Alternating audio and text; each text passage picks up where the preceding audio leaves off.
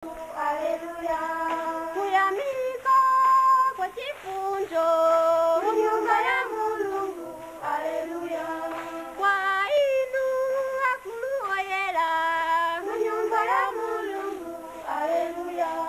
Ndirowe mu nyumba ya Mulungu titangalale. Tonse tibale pasi mu nyumba ya Mulungu.